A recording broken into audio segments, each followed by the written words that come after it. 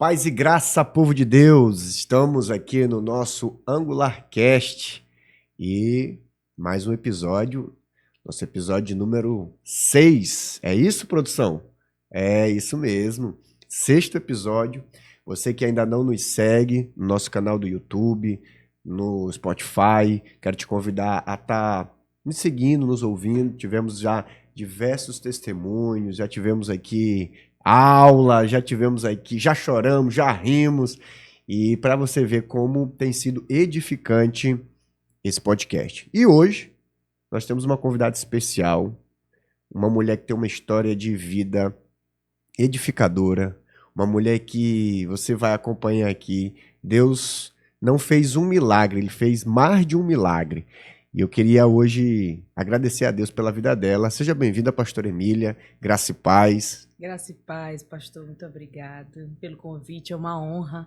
Graça e paz, povo de Deus que está aí nos assistindo, uma honra estar aqui com vocês, tem muita coisa boa para gente, para ser edificado, para a glória de Deus. Amém.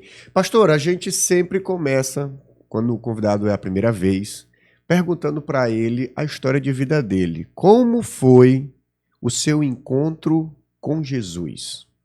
Nossa, então, meu encontro com Jesus foi 26 anos atrás, eu vou completar 27 anos, né? Tem tempo. E tem um tempinho. E na verdade eu era adepta ao ocultismo. Isso aí é papo para um outro momento, Sim. que tem história. Mas eu sempre tive aquela coisa de desenvolver espiritualidade, e mesmo sendo adepta do ocultismo, que algumas pessoas acham que a gente tá ali para fazer o mal, pelo contrário, somos enganados achando que estamos servindo alguma coisa boa, Entendi. né? E como a gente não tem muito conhecimento, e até onde eu tinha conhecimento, ser crente, aquela coisa de ser crente, ou os mais antigos, quando dizia assim, ela entrou na lei dos crentes. Tinha essa história, né? Então era tudo muito... Entrou na crença. Na crença. Tinha isso mesmo. Né? Então, aí, nessa época, eu não tinha nenhum conhecimento daquilo que era espiritualidade. Para mim, ser crente era aquelas irmãs que elas usavam uma saia muito longa, o seu coque no cabelo, sua Bíblia debaixo do braço e nada mais do que isso.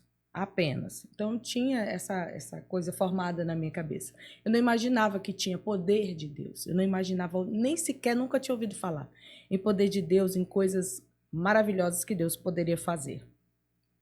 E aí, nesse período, né, eu, ainda adepta do ocultismo, eu tive eu costumo dizer que, na minha época ali, eu acho que era uma depressão, algo assim do tipo, que eu tinha uma saudade de alguém que eu não sabia quem era. Como é que você tem saudade de algo que você não sabe o que é? É meio desesperador, eu não sei nem como explicar. Só que aí, nesse período, né, que eu tive essa questão dessa saudade, eu chorava muito, acordava de madrugada, chorando, um vazio, um buraco no peito, aquela coisa toda. E aí, como eu participava muito de uns encontros esotéricos e ciganos de São Luís, e eles se davam até no convento das Mercês. Todo ano tinha. Então eu estava ali e um belo dia veio uma pessoa de fora, de Brasília, e ela estava fazendo o que chamava lá de regressão consciente. Sim. E aí, nesse belo dia dessa regressão consciente, eu fui fazer com ela, porque eu não estava me sentindo bem, a gente queria identificar a causa. A razão daquela saudade. Exato, dessa dor que estava me consumindo. E quando eu fiz essa regressão, conversando com ela, eu cheguei num certo momento que me apareceu na visão uma visão de que eu estava em um palácio, na sacada de um palácio, e eu estava ali olhando para toda aquela região daquele palácio, daquele reino. E chegou um homem por trás. Esse homem, quando ele apareceu, eu senti a presença dele, e naquele momento, na regressão, eu comecei a chorar. E ela perguntou para mim, o que está acontecendo? Eu disse, ele chegou. Aí ela disse, ele quem? Eu disse, aquele que eu tenho saudade. Aí ela falou assim, quem ele é? Eu disse, eu não estou conseguindo ver o rosto dele. E eu falava com ela. E ele ia se aproximando. Quando ele foi se aproximando, ele colocou a mão aqui no meu ombro de costa. Quando ele colocou a mão no meu ombro, eu estava chorando, né? Comecei a chorar copiosamente. E aí ele disse assim: fique comigo, não me deixe. Aí eu falei assim: eu não posso ficar com você. Eu não consigo mais ficar com você. E eu não sabia do que se tratava. Aí ele disse assim: se você ficar comigo, aí ele apontou assim para o reino, tudo que está aqui será teu, se tu ficar comigo. Eu vou te dar tudo isso aqui, esse reino todinho. E eu falei para ele: não, eu não posso mais ficar do seu lado. Naquele momento eu senti a mão dele escorrer assim, ó. E ele baixou a mão. E eu não conseguia olhar ele de frente. E naquele momento, sabe como os ímãs não conseguem se juntar? Sim. Meio que faça força? Assim era eu e ele. Imediatamente, quando eu disse isso, essas forças, essa energia, ela entrou no nosso meio. E ele começou a sair e eu comecei a chorar. Agora, imagina um homem mais bonito que tem aí, modelo, top model, mais lindo que tem. Ele era uma beleza que eu não sei explicar. Então, depois de muito tempo, eu saí de lá e aí uma pessoa, a gente tinha aquele costume de jogar cartas, né, umas para as outras. E aí aquela pessoa disse assim para mim, eu saí de lá já muito feliz, bom, entendi a causa, né? Então, já que não é Sim. alguma coisa que eu possa ficar, ok, vou sair.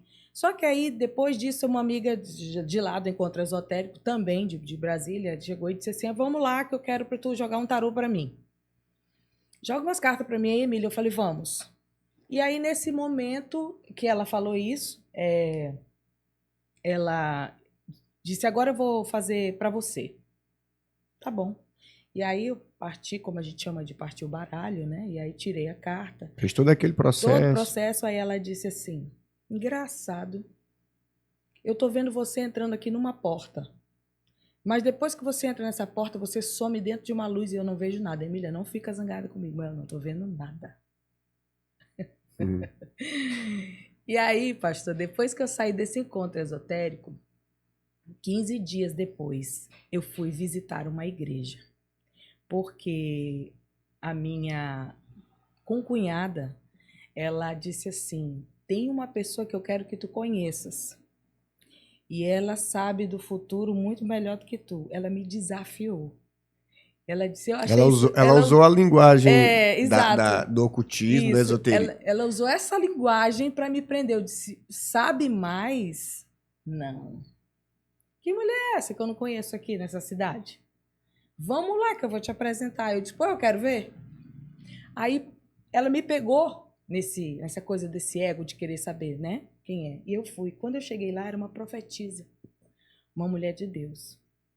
Mas ela ficou calada, não falou nada. Só que o olhar dela para mim, eu sabia que ela estava vendo alguma coisa. E quando o marido dela chegou, que era o pastor, quando eu olhei aquele homem, eu falei: eu não acredito. Era alguém que eu já conhecia há muitos anos, que teve um relacionamento com alguém da minha família muitos anos atrás, era muito perdido, sabe? Muito drogado. E estava ali como pastor. E estava ali. E detalhe, quando ele andava, eu via no rosto dele, tinha uma luz que brilhava. Eu falei: o que é que aconteceu com esse cidadão? homem? Que eu conheci, pastor, aquele homem andava era com um cofo de maconha no carro. Para com isso. Quando eu olhei, eu tomei um susto muito grande. E aí, no final, eu sei ele dizer que ao final de todas, resumindo isso tudo, ele disse: fecha. Ele me olhou, acho que quando ele me olhou, ele disse assim: eita, tem peixe na rede. Eu imagino, né? E aí, ao final de tudo isso, né, resumindo, ele disse: fecha os seus olhos. Vamos todos fechar os olhos e falar com o Senhor. E aí, naquele momento, eu fechei os meus olhos e ele começou a cantar. Renova-me,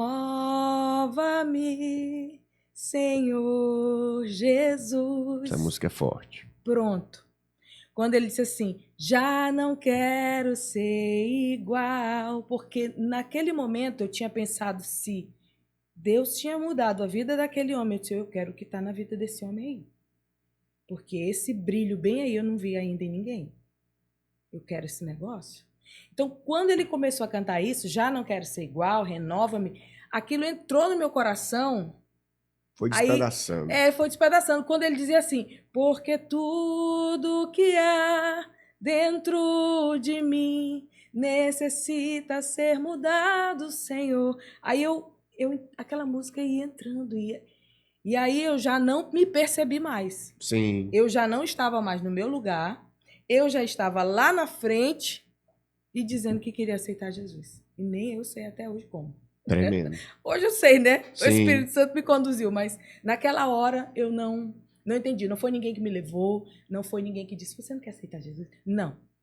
Eu simplesmente fui conduzida pelo poder majestoso do Espírito Santo. Tremendo. Até chegar lá.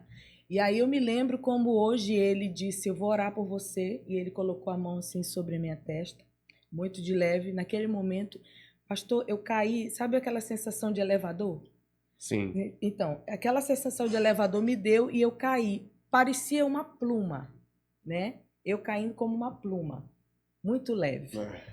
E aí, depois desse momento, eu levantei, parecia que eu tinha deixado uma tonelada lá naquele chão. Então, assim, foi... Foi uma conversão, já foi uma libertação. Imediata, pastor. Imediata. Naquele momento, eles já me chamaram ao final do culto, e eu já fui lá com eles. E já conversei, porque a gente conhecia, né? E a partir daquele momento eu comecei a ir naquela igreja. E eu senti um poder diferente que eu nunca tinha imaginado. Conheci o poder de Deus.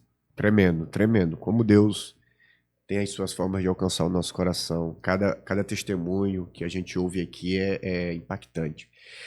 Pastora, a gente também tem... A gente lhe conhece, né? Sim. E a senhora também tem uma história de superação de alguns milagres na sua vida, né?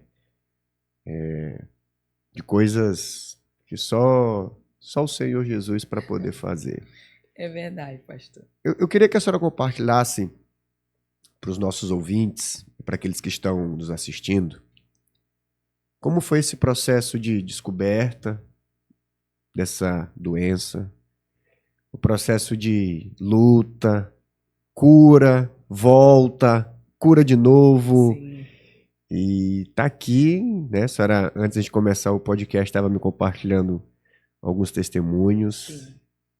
Verdade. Conte pra gente, pastora, como é que foi. De repente alguém está nos ouvindo, está passando por alguma situação parecida em Sim. casa, na família.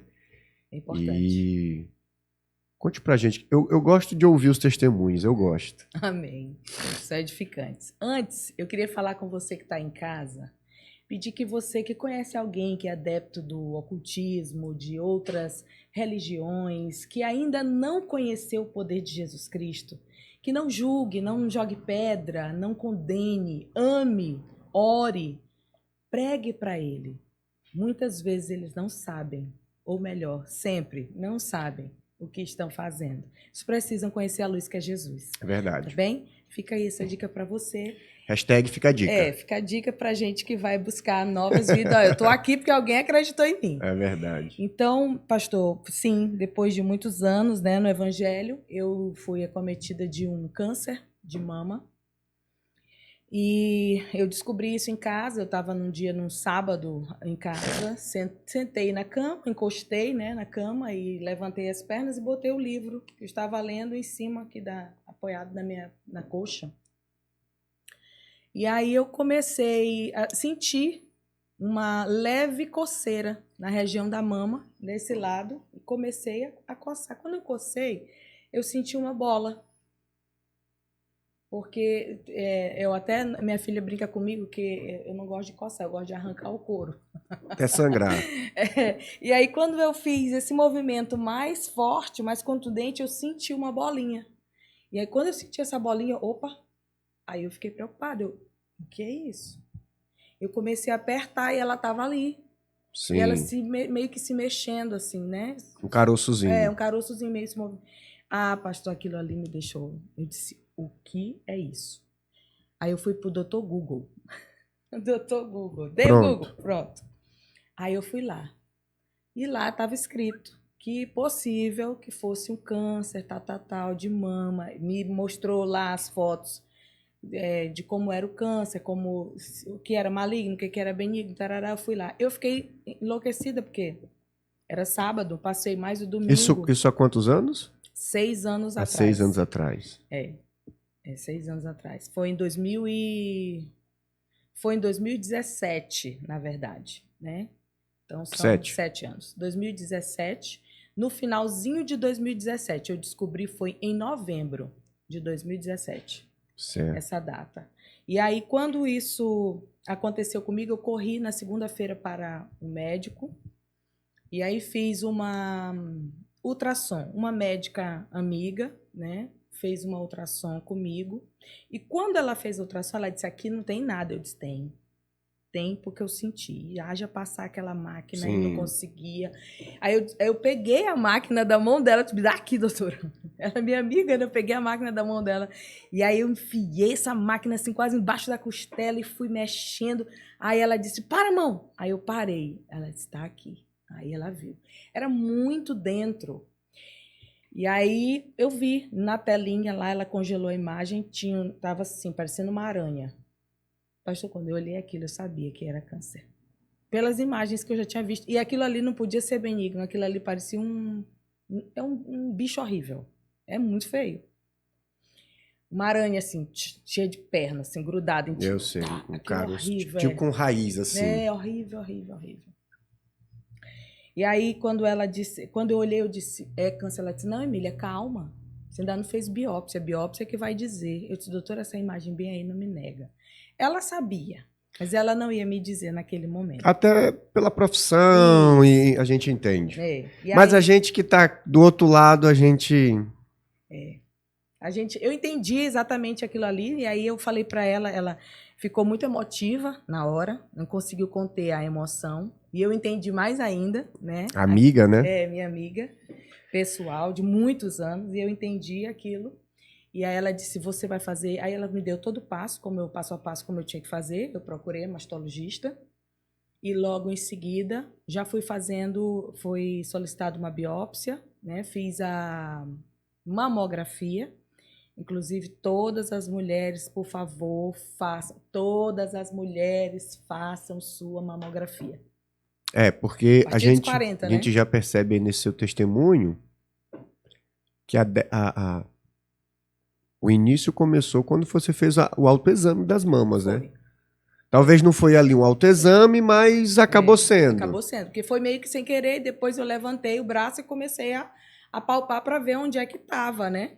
E se realmente eu estava sentindo aquilo. Eu estava, então foi a partir daí. Porque às vezes, como foi o meu caso, é necessário falar que nem sempre você vai descobrir no autoexame.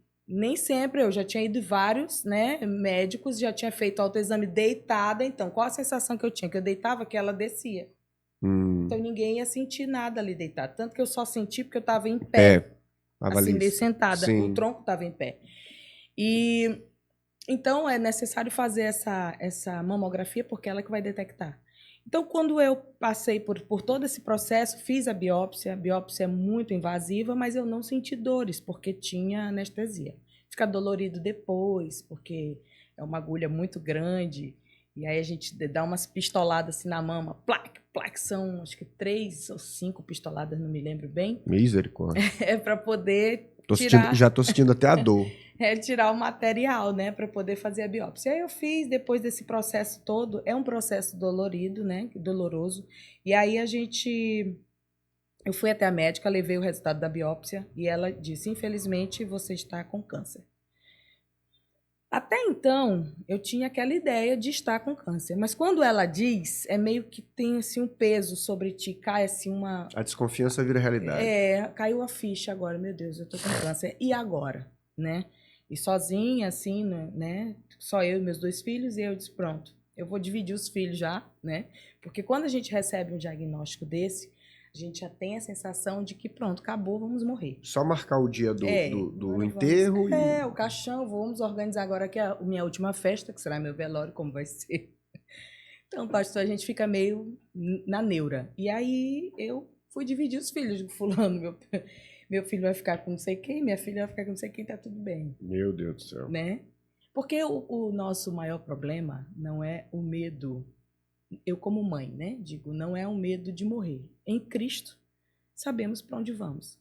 O problema maior era falecer e deixar os filhos aqui. Será que iam cuidar deles como nós, Eu entendo. como a mãe que cuida? Será que iam amá-los, que iam, né? Que a mãe dá a vida pelos filhos. Então, esse era meu maior dilema. Mas aí é o que eu costumo dizer. E sempre procuro, em todos os lugares onde eu vou, eu pergunto: você sabe quem você é em Cristo? E aí aquela pergunta eu me fiz novamente. Eu sempre fiz essa pergunta e eu fiz: Emília, quem tu és em Cristo? Eu comecei a pregar para mim. E eu comecei a dizer assim: para um pouquinho, porque Jesus ressuscitou Lázaro morto há 4 dias. Já cheirava mal, diz a Bíblia. Então ele tinha que regenerar ali todos os tendões, toda a pele, toda a carne, nervo, sei lá o que. Então, é como eu costumo dizer, né? Volta, esqueci. Quem é você em Cristo? Quem é você em Cristo? Eu pergunto, eu faço sempre essa pergunta e muitas vezes eu pergunto para as pessoas onde eu vou, onde eu prego, e eu fiz essa pergunta para mim. Preguei várias vezes para mim. Comecei a me lembrar, né, de que esse Jesus que eu sirvo, que eu amo, ele curou Lázaro, que já há 4 dias cheirava mal, estava morto. E eu lembrei de todas as coisas que esse mesmo Jesus ele trazia para nós. Ele traz a cura, ele curou aleijados, ele curou cegos. Então, o que eu estava esperando naquele momento? Eu precisava me lembrar quem eu era em Deus, o que ele tinha para mim. E eu queria lembrar daquilo que ele tinha para mim em Cristo Jesus. O que Deus tem para mim em Cristo? E eu comecei a perguntar: Senhor, o que o Senhor tem para mim? O Senhor tem essa enfermidade. Para que ela veio? Para a morte? Para a glória de Deus? Para quê? Né? E aí foi quando eu tive uma conversa com o Senhor. E essa conversa com Deus, ela me deixou mais tranquila, porque o Senhor falou para mim: essa enfermidade não é para a morte, ela é para a minha glória. Você não vai morrer. E uma coisa interessante nisso que a senhora está falando, nós, pastores, homens de Deus que pregamos a palavra, viver o que pregamos, Sim. pregamos cura, pregamos restauração, e quando a gente vê um cenário como esse, em alguns momentos a gente esquece do que a gente prega. E o que a senhora fez foi justamente: peraí, se eu falo e prego num Jesus que cura, Sim. por que eu não acreditar numa cura? Exatamente. Por que eu não acreditar que aquilo que Deus já me usou para fazer nos outros não pode acontecer comigo? Isso. Então, foi exatamente isso. Eu me apeguei com isso. Eu fui buscar nesse Deus que eu conhecia, que não era fictício, mas era um Deus verdadeiro, que ele já tinha me mostrado do poder dele, já tinha me usado pela sua infinita misericórdia para pessoas levantarem de cadeiras de rodas. E tantas curas, pastor, que se a gente começar a falar, dá para virar uma vigília. E aí depois, pastora, que a senhora tem essa experiência com Deus, que Deus disse que essa doença é pro louvor da glória dele. Não foi de um dia para noite essa cura. Não. Foi processual. Teve um processo. E como foi viver esse processo mantendo viva a palavra que Deus lhe deu antes de tudo começar? Porque talvez, nesse caso, é uma doença, mas talvez tem pessoas vivendo outros processos, não só de cura, mas também nas emoções. Mas tem uma palavra de Deus e esse dilema de a situação, os exames, esses radioterapia e continuar confiando. Como foi isso? Então, isso é muito importante, eu digo que foi primordial, porque quando nós nos lembramos daquilo que Deus já falou para nós e aquilo tudo que nós pregamos, ou mesmo que você seja alguém que não tenha ainda experiência com Deus, entenda que Ele é capaz de curar todas as coisas. Só que tudo tem um processo, às vezes é uma cura instantânea, às vezes é uma cura que você vai passar por um processo. Isso mesmo. E aí, o que aconteceu comigo foi exatamente esse processo, porque ele disse que eu ia passar por essa situação. E quando eu comecei a fazer, Rádio. os exames, Sim. né, a biópsia, que eu fiz todas essas coisas, esse processo todo, que eu entrei, fiz a cirurgia, depois eu passei pela quimioterapia, radioterapia. Todo esse processo é um processo muito doloroso. Mas todas as vezes que eu chegava no hospital, eu sempre tinha uma palavra para alguém. Deus sempre me usava para pregar para alguém. Então, eu tinha um problema em pregar em hospital. Eu fui, durante 5 anos, eu, como capelã prisional, preguei dentro dos presídios. Mas no hospital eu ficava, não dava, eu não conseguia chegar, né? Então aí, durante esse período, a única coisa que eu fazia era pregar dentro dos hospitais. Então pregava, e eu andava mesmo careca, não tinha esse problema não. O cabelo caiu tudo, a gente vê tudo caindo, a sobrancelha cai, o cílio cai, as unhas viram papel. Então você vê os seus pedaços caindo. E aí essa situação você precisa se agarrar com alguém que é mais forte, porque aí é uma hora de exercer uma fé sobrenatural, porque vai contra tudo que você está vendo. Tu tá vendo teus pedaços caindo, mas tu tem que acreditar que aquele Deus falou contigo é real. E aí eu comecei a usar uma coisa que eu chamo que é decreto. Eu comecei a decretar, dar uma ordem para as minhas células. Por quê? Porque eu descobri que as células cancerígenas, elas se propagam, multiplicam muito mais rápido do que as normais. E quando a gente vai fazer quimioterapia, a quimioterapia mata tanto boas quanto ruins. E aí, se a boa se multiplica menor, mais devagar ainda, eu falei, meu Deus, como é que vai ser? Aí eu comecei a entender a situação. Falei, bom, então eu vou dar uma ordem agora, no nome de Jesus, que as minhas células, que estão boas, se multipliquem de uma forma sobrenatural, muito mais rápido do que a medicina convencional possa identificar. E que essas células cancerígenas, elas entrem em falência agora. Morram todas elas. E todos os dias, pastor, eu olhava no espelho e dizia esse decreto. Células cancerígenas, eu te dou uma ordem. Que vocês morram, entrem em falência. E quando eu ia dormir, eu fechava os olhos e botava a cabeça assim no travesseiro, eu falava exatamente a mesma coisa. Que o meu corpo reaja a essa enfermidade, que o poder de Deus se manifeste no meu corpo, todo santo e sagrado dia. Eu dizia isso. Por quê? Porque eu acreditava naquele poder, eu pregava sobre esse poder. Então, claro que muita gente eu escutei dizer, mas não era ela que Deus usava para curar? Eu escutei isso, né? Eu escutei de gente que, até de cristão, eu escutei, mas eu costumo dizer que a gente que não tem muito entendimento, né, de muitas coisas. Mas eu ouvi e não era sobre mim, era sobre o poder do Altíssimo. E eu sabia que ele ia fazer. Então, durante esse período, eu conheci muitas pessoas, eu preguei para muita gente. Tinha muita gente que estava afastado do Senhor. E quando a gente se encontrou no hospital, voltou para os caminhos do Senhor. Tiramos muitas fotos.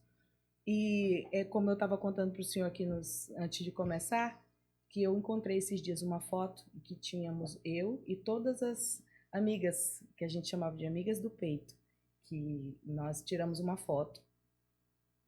E eu vi nessa foto, todas elas morreram. Só ficou eu. Meu Deus. Então, lógico, tenho saudade das amigas, elas eram muito otimistas, muito amáveis. O processo é doloroso, mas só vive o propósito quem suporta o processo. Pastora, a senhora lembra assim, de algum momento nesse processo de cura, de luta, em que a senhora viu, assim, não sei se a expressão correta seria, mas assim, se abalar? Porque assim, teve a notícia, foi um abalo. Sim. E aí, logo em seguida, a senhora tem um encontro com Deus e Deus tem ali um processo de... Mas durante o processo, porque talvez alguns dos nossos ouvintes estão, ou aqueles que estão nos assistindo, fazem aquela assim, rapaz, eu oro, e parece que mais assombração acontece, né? Uhum. Então, como foi? A senhora lembra de algum momento específico que disse assim, agora? O que eu faço?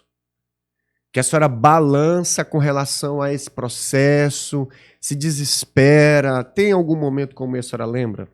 Pastor, por incrível que pareça, eu não passei esse momento. Eu vou explicar por quê. Quando eu entendi que eu só ia passar. Então, eu sentia a dor do processo, mas eu não tinha dúvida que o processo ia acabar. É um negócio que eu não sei explicar, realmente. É fé. Fé, não tem como explicar. Eu explico, é fé. Fé. Eu sabia que aquilo ia acabar. Convicção de coisas que não se veem e fatos que não se esperam. Aí eu falei assim, bom, eu sei que vai acabar, eu só não sei quanto tempo mais vai demorar, tá doloroso, eu não tô, tem dia assim que eu tô muito abatida. Por exemplo, quando eu tomava quimioterapia, o primeiro dia eu vinha meio quebradinha. No segundo dia eu dava uma empinada. Mas no terceiro dia em diante eu ficava acabada. Eu ia pra lona, ia pra cama mesmo, não levantava. Eu ficava lá, só ficava... o corpo todo doído, todo cansaço. E detalhe, durante esse período eu tomei uma medicação que foi associada à quimioterapia, que ela podia afetar o meu coração, e afetou. Então, de repente, você pode dizer assim, mas meu Deus, ainda teve isso? Teve. Eu tive metástase na axila, tive 2 derrames pleural, 2 vezes. Tinha água no pulmão, né? Sim. Pleural.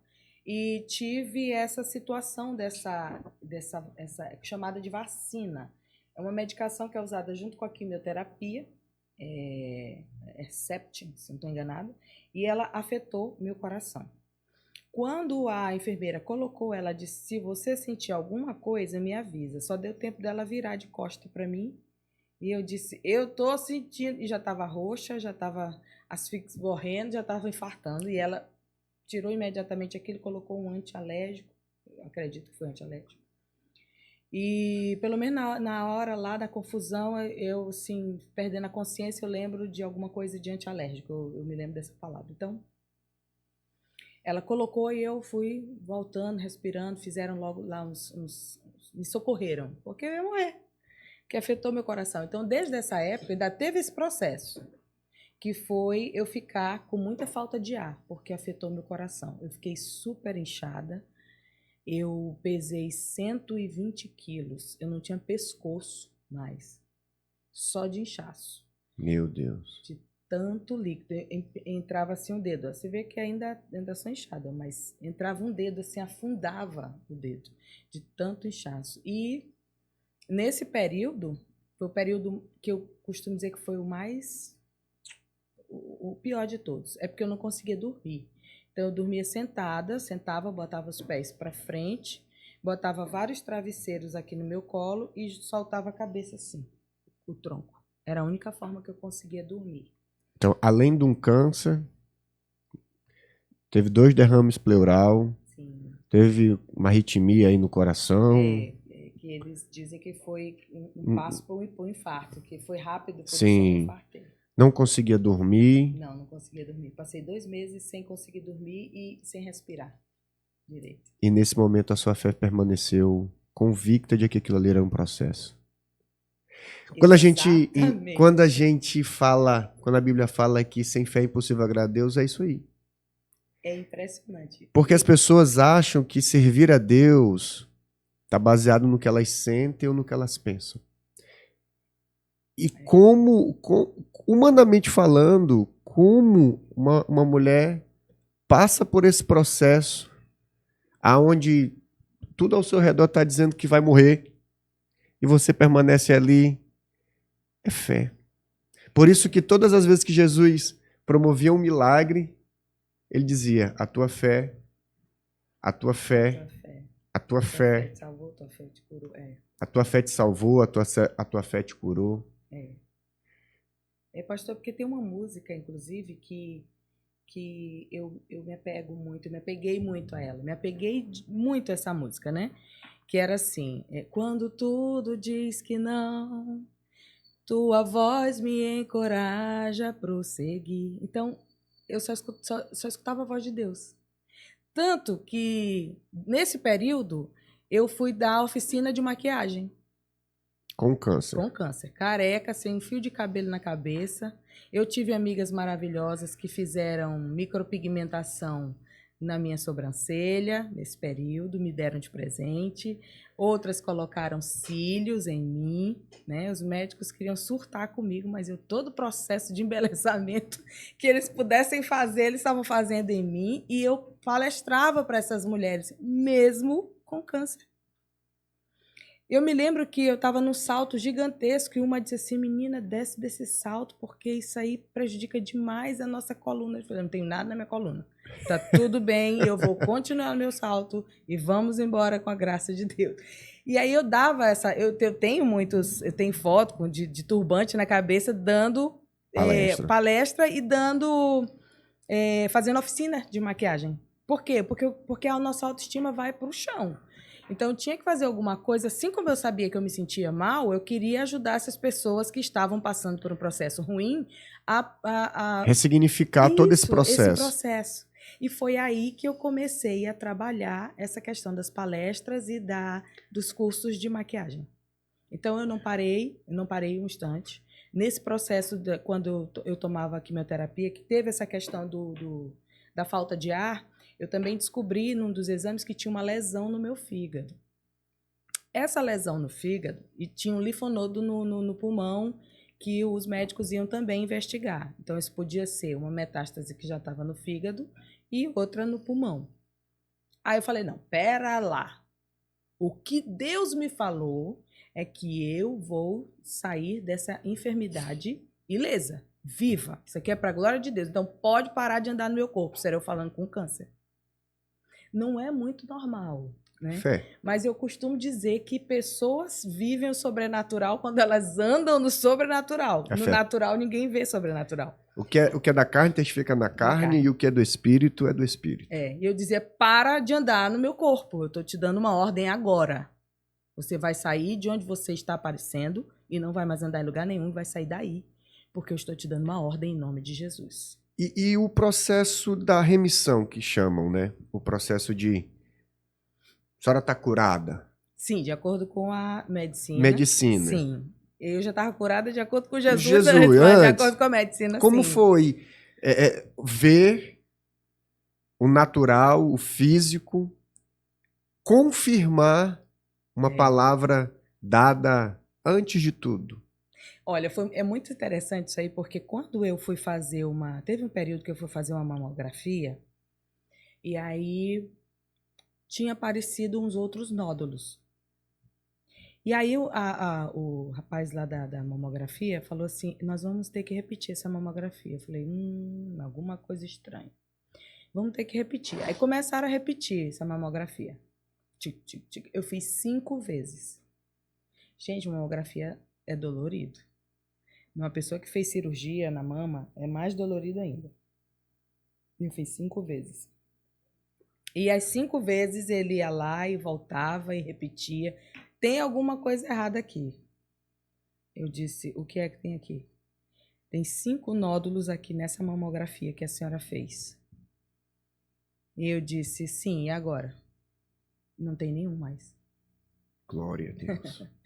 Eu falei, meu amado, porque o Deus que eu sirvo me curou. Então, esses nódulos, eles são obrigados a sair do meu corpo porque eu dei uma ordem para eles em nome de Jesus. Não é sobre mim, é sobre Jesus. E ele fez isso. Aí ele disse, eu acredito, porque isso aqui é um milagre. Eram muitos e eram grandes. Não 5. Não era um carocinho. Não era um pingo. Eram grandinhos, né? Aquela bolinha que você via várias Já era umas petecas. Isso. E aí, o que foi que aconteceu? Ele fez esse exame. E eu tenho esse exame, do antes e do depois. Até hoje, tem. E depois desse período, de todas essas coisas, a minha fé continuou inabalável, mas aí eu não respirava. Passei esse processo de puxando Sim. o ar e nada vinha, né? E aí é onde eu vou chegar na questão da remissão, que o senhor me perguntou. E aí, nesse período, era o período que eu dormia para frente, né? No travesseiro, mas eu tinha convicção de que Deus ia fazer alguma coisa. Até que eu encontrei uma médica, porque ninguém descobriu o que era, e até que eu encontrei uma médica cardiologista, fui nos médicos de pulmão, de todos que você imaginar, ninguém descobriu o que era. Mas eu fui numa médica cardiologista.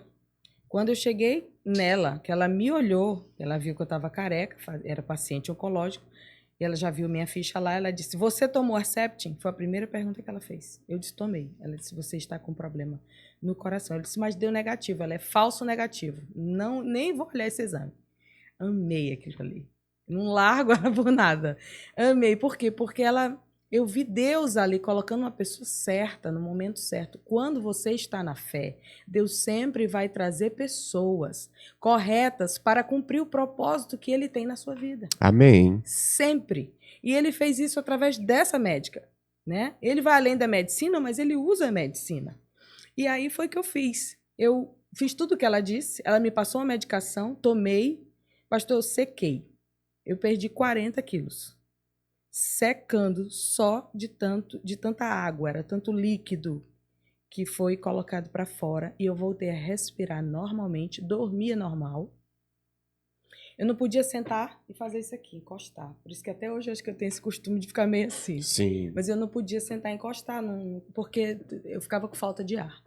E aí, depois desse período, quando eu já estava nesse período crítico da falta de ar, né, minha família chamou uma pessoa, né, que cuidava desses planos planos funerários. Planos funerários, meu tratamento foi todo pelo SUS, né, eu não tinha plano de saúde. E aí... Outro milagre. É outro milagre. Fica para outro podcast. Isso. E aí, quando ela chegou lá, né, meus pais, eu disse assim para eles, vem cá, vocês vão escolher o meu caixão? Porque se vocês vão escolher, eu também quero estar junto, porque quem vai morar dentro sou eu. Eu levava tudo, pastor. Na esportiva. Na esportiva, brincava. Aí meu pai dizia, minha filha, tu fala besteira. Não, pai, relaxa. Isso aí não vai precisar, não. Dizia assim para ele. E eles constrangidos, com medo, né? Que ele queria ver se acontecesse alguma coisa, se estava tudo ali, se eu podia estar assistida nesse momento. E de certa forma, não estava errado. Não estava errado. Não tá, tanto que eles foram meio escondidos, assim, Sim. mais pro fundo da casa, né? E aí eu já ali tinha uma percepção rápida das coisas, eu comecei a ver e falei isso para ele. Mas, para a glória do Senhor, não foi necessário. E aí, depois de todo esse período de quimioterapia e radioterapia, que no processo da radioterapia, pessoal, é muito doloroso. Para mim foi pior a rádio do que a quimio, porque a rádio, ela queimou a minha mama, que ficou em carne viva.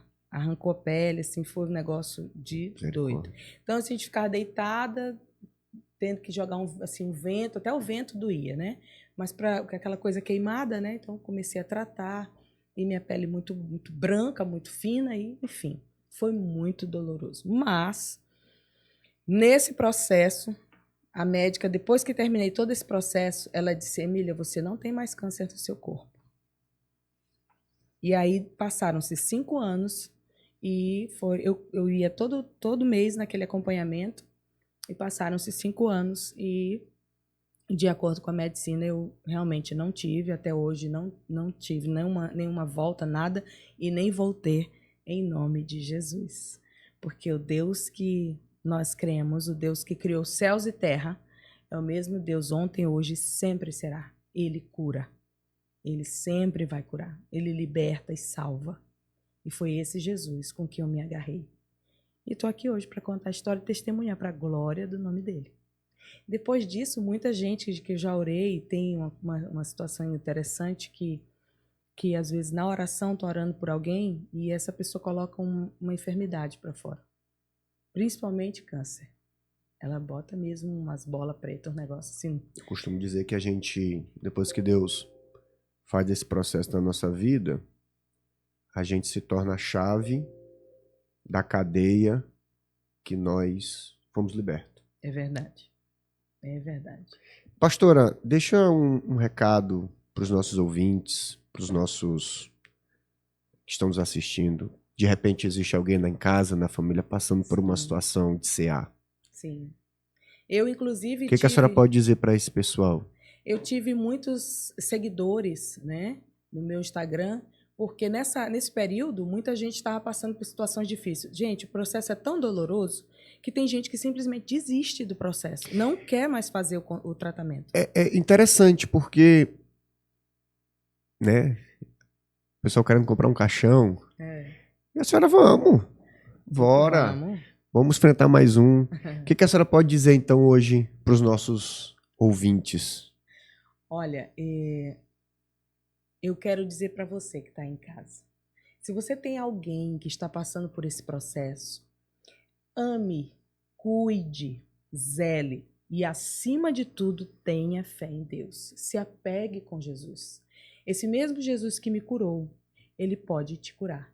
Esse mesmo Jesus que me salvou, que me libertou, é o mesmo que vai te salvar, curar e libertar. Acredite, eu sou um milagre ambulante. Estou aqui para te contar essa história.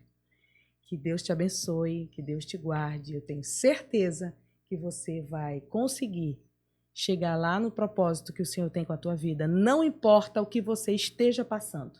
Mesmo que tudo diga não, a voz do Senhor nos encoraja a prosseguir. Deus te abençoe. É isso aí. Que testemunho poderoso, abençoado. E você pode nos seguir aqui no AngularCast, nosso canal no YouTube. Aproveita e acessa o nosso link aí no Spotify, nas nossas plataformas. Hoje tivemos a palavra da pastora Emília. Um milagre. E tivemos já outros testemunhos. Temos aqui testemunhos missionários, testemunhos de perdas também. Tudo para edificar a tua vida. Deus abençoe. Nos encontramos no próximo AngularCast. Shalom.